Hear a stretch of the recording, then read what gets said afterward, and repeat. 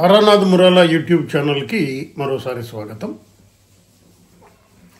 19/4/2025 national coordination committee of pension associations న్యూఢిల్లీలో ఒక సమావేశం జరిపి పెన్షన్ చట్టానికి ఫైనాన్స్ బిల్లులో భాగంగా కొన్ని సవరణలు చేయటం, దాన్ని కోర్టులలో ఛాలెంజ్ చేసే అవకాశం లేకుండా చట్టాన్ని సవరించడం, పైగా 1/6/1972 నుంచి ఈ చట్టంలోని మార్పులు అమలయ్యేలా చేయటం మీద చర్చలు జరిపి,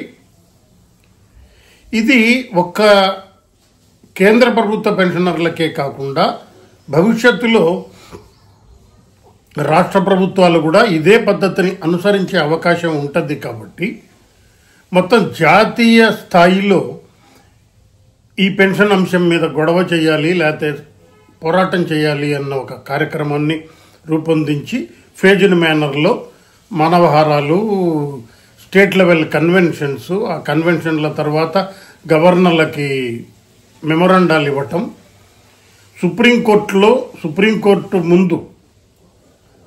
సుప్రీంకోర్టు ప్రధాన న్యాయమూర్తికి మెమొరాండం ఇవ్వటం లాంటి అంశాలని రూపొందించి, అయితే పాకిస్తాన్తో జరిగే ఈ సంఘర్షణల నేపథ్యంలో, యుద్ధం వచ్చే అవకాశం ఉన్న నేపథ్యంలో ఈ ఆందోళన కార్యక్రమాలు నిర్వహించాలా వద్దా అన్న దాని మీద అనుమానాలు వ్యక్తమైన నేపథ్యంలో 2 మే 2025 ఎన్సీసీపీఏ మరియు భారత్ పెన్షనర్స్ సమాజ్ రెండు సంయుక్తంగా ఒక సమావేశాన్ని నిర్వహించి ఈ సమావేశానికి శివగోపాల్ మిశ్రా గారు, ఎవరైతే నేషనల్ కౌన్సిల్ కేంద్ర ప్రభుత్వ ఉద్యోగుల నేషనల్ కౌన్సిల్ సెక్రటరీ ఉన్నారో ఆయన, ఆయా వర్గాలు ఏవైతే పెన్షన్ అసోసియేషన్లు ఎన్సీసీపీఓలో కానీ బీపీఎస్లో కానీ భారత్ పెన్షనర్ సమాజ్లో కానీ ఉన్నాయో వీళ్ళందరూ పార్టిసిపేట్ అయ్యి కొత్త కార్యక్రమం ఎలా రూపొందించాలి, ఈ టైంలో మానవహారాలు ఏం పెద్ద ప్రాబ్లం కాదు కదా అన్న అభిప్రాయం వ్యక్తమైన, యుద్ధ మేఘాలు కమ్ముకున్న నేపథ్యంలో ఎలాంటి ఆందోళన కార్యక్రమాలు ఈ సమయంలో చేయటం నైతికంగా కరెక్ట్ కాదు అన్న ఉద్దేశంతో ఈ ఆందోళన కార్యక్రమాల్ని తాత్కాలికంగా వాయిదా వేయాలని, కొత్త కార్యక్రమాలు ఎలా రూపొందించాలి అన్న అంశం మీద అందులో సభ్యుల యొక్క సీనియర్ నాయకుల అభిప్రాయాలు, నేషనల్ కౌన్సిల్ సభ్యుల అభిప్రాయాలు, అదే సమావేశంలో పాల్గొన్న బీపీఎస్ భారత్ పెన్షనర్ సమాజ్ వాళ్ళ అభిప్రాయాలు, అన్ని అభిప్రాయాలు తీసుకుని సంయుక్తంగా ఒక పోరాట కార్యక్రమాన్ని రూపొందించాలని, అలాగే సుప్రీంకోర్టులో ఎమినెంట్ లాయర్లతో, ఇక్కడ ఎమినెంట్ అనే పదం ఎందుకు వాడతారు అని అంటే కోర్టులను మనం కామెంట్ చేయటం కాదు, కానీ ఒక ప్రఖ్యాత లాయరు ఆ కేసులో అటెండ్ అయితే ఆ ప్రభావం న్యాయమూర్తి ఇచ్చే తీర్పు మీద ఉంటుంది అన్న ఒక అభిప్రాయం న్యాయవర్గాలలో ఉంది. అంటే వాళ్ళ ఆర్గ్యుమెంట్, ఆ పెద్ద ఆయన వచ్చాడే ఈయన ఆర్గ్యూ చేస్తున్నాడా ఈ కేసులో అన్న అభిప్రాయము సైకలాజికల్గా పడుతుంది అన్న ఉద్దేశంతో ఆ రకంగా ఒక ఎమినెంట్ లాయర్లని ఈ కేసులో సుప్రీంకోర్టులో చేయాలని, ఆందోళన కార్యక్రమాల రూపొందించటం, ఆందోళన కార్యక్రమాలు దేశవ్యాప్తంగా నిర్వహించటం, ఇందులో రాష్ట్ర ప్రభుత్వ ఉద్యోగుల పెన్షనర్ల సహాయాన్ని అందించటం, వాళ్ళని కూడా ఎన్సీసీపీఏలో భారత్ పెన్షనర్ సమాజ్లో సభ్యులుగా చేర్చుకోవటం, దీనికి అదనంగా న్యాయ పోరాటం కూడా చేయటం లాంటి అంశాలని కంపల్సరీగా చెయ్యాలి. రెండు వైపులా న్యాయ పోరాటంతో పాటు ఇతర ఆందోళన కార్యక్రమాలను కూడా సమన్వయంతో సంయుక్తంగా నిర్వహించాలి అన్న భావన ఆ సమావేశంలో వ్యక్తమైంది.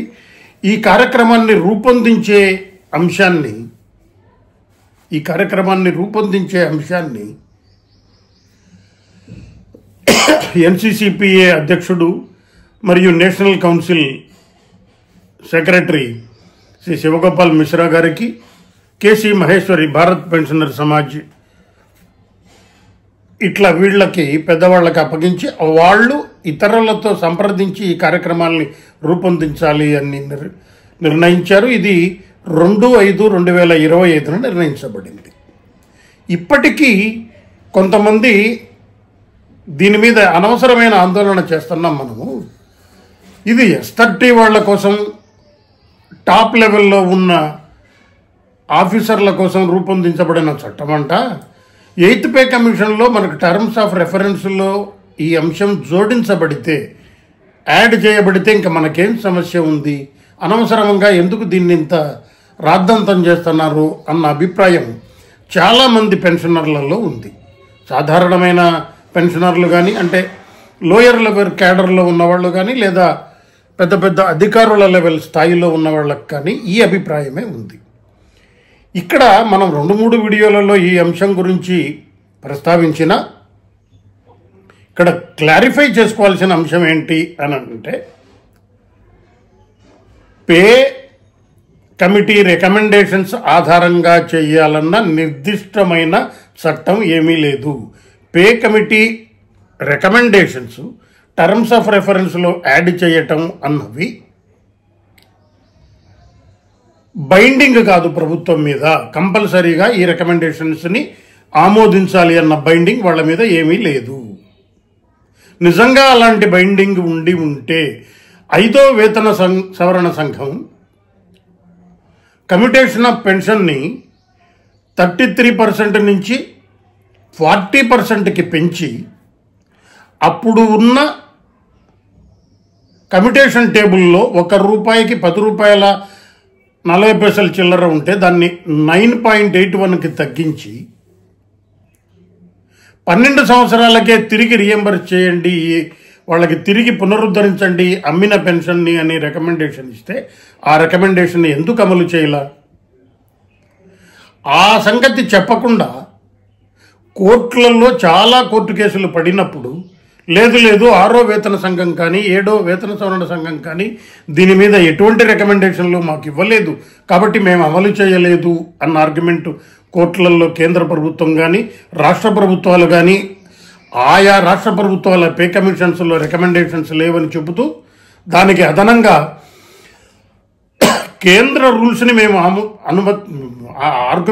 అమలు చేస్తున్నాం తప్ప మిగతా అంశాలు కాదు అని చెప్తూ ఎందుకు ఆర్గ్యూ చేస్తున్నాయి? మరి 5th పే కమిషన్ రికమెండేషన్స్ని ఎందుకు అమలు చేయలేదు? టర్మ్స్ ఆఫ్ రెఫరెన్స్లో ఒకవేళ యాడ్ చేసినా రికమెండేషన్స్ రావడానికి దాదాపు 1.5 నుంచి 2 ఏళ్ళు తీసుకుంటుంది ఒక వేతన సంఘం.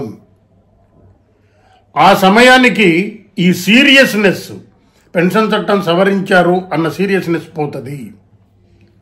లేదు, ఒకవేళ 8th పే కమిషన్ 2 ఏళ్ల తర్వాత ఈ రికమెండేషన్లు చేసిన కేంద్ర ప్రభుత్వం ఆ రికమెండేషన్స్ని ఆమోదించాలన్న చట్టబద్ధత ఏమీ లేదు. సుప్రీంకోర్టు కూడా పే కమిషన్ రికమెండ్ చేసింది, మాకు అమలు చేయండి అన్న అంశాలని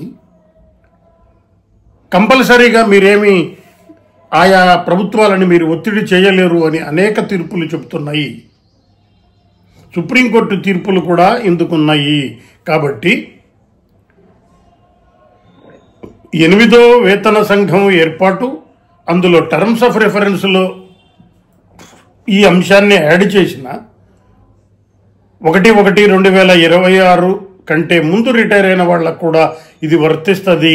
దాన్ని కూడా మీరు రికమెండేషన్స్ ఎలా ఇవ్వాలి అన్న దాని మీద చేయండి అని టర్మ్స్ ఆఫ్ రెఫరెన్స్లో ఒకవేళ యాడ్ చేసిన, దాని మీద రికమెండేషన్ వచ్చేటప్పటికి 2 ఏళ్ళు పడుతుంది. దాన్ని ఆమోదించాలా లేదా అన్న బాలు ప్రభుత్వం కోర్టులో ఉంటుంది.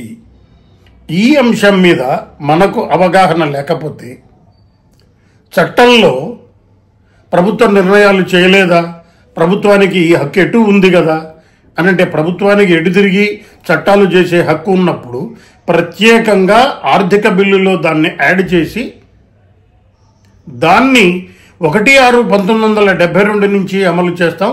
పెన్షన్ రివిజన్ అంశంలో ప్రభుత్వానికి సర్వాధికారం ఉంది, ట్రిబ్యునల్ నుంచి సుప్రీంకోర్టు దాకా ఎవరు ఈ అంశాన్ని ప్రశ్నించలేరు అని ఎందుకు చెప్పింది? సైడ్ ట్రాక్ చేస్తుంది ప్రభుత్వం అన్న విషయం గమనించాల్సిన అవసరం ఉంది. సరే, పెన్షనర్స్ అసోసియేషన్ లేని 2 పెద్ద సంఘాలు, అందులో అనేక మంది జాయిన్ అయిన నేపథ్యంలో, ఇప్పుడు యుద్ధ వాతావరణం కమ్ముకున్న నేపథ్యంలో ఆందోళన కార్యక్రమాలని తాత్కాలికంగా వాయిదా వేసిన సుప్రీంకోర్టులో దాని మీద వాదనలు, సుప్రీంకోర్టు ఎన్నేళ్లు తీసుకుంటుందో అన్న అంశాన్ని వదిలేస్తే దాని మీద న్యాయ పోరాటము, ఆందోళన కార్యక్రమాలైతే కొనసాగుతాయని దేశంలో 2 అతిపెద్ద పెన్షనర్ల అసోసియేషన్లకు సంబంధించిన ఫోరమ్స్ నిర్ణయించటం నిజంగా ముదావహం.